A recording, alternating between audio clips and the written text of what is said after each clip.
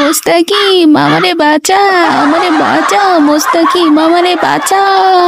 রিয়া, জানিস কালকে এমন একটা স্বপ্ন দেখেছি যেটা মনে পড়লে এখনো আমার গা ছমছম করছে। কি স্বপ্ন দেখেছিস বল না রে, একটু শুনি। রাত তখন 2টা বাজে। আমি হিসু করার জন্য বাঁশবাগানে গিয়েছিলাম। হঠাৎ 4-5টা শিয়াল এসে আমাকে টেনে হিঁচড়ে একদম বাঁশবাগানের ভিতরে নিয়ে গেল। এই স্বপ্ন দেখেছিস?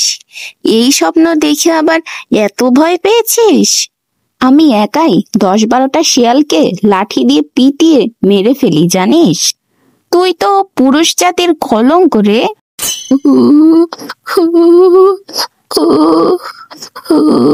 কি রে, এই ঠাড়া পড়া গরমের মধ্যে কি তোর ঠান্ডা লাগলো নাকি রে? ঠান্ডা গরম আপাতত বাদ, আমার সামনে জম দাঁড়িয়ে আছে। তুই না 10-12টা শিয়ালকে একাই পিটিয়ে মেরেছিস, এখন এই সামান্য একটা কালা কুত্তা দেখে তুই এরকম ভয় কাঁপতেছিস? সি সিরিয়া, তুই আমাকে হাসাইলি রে।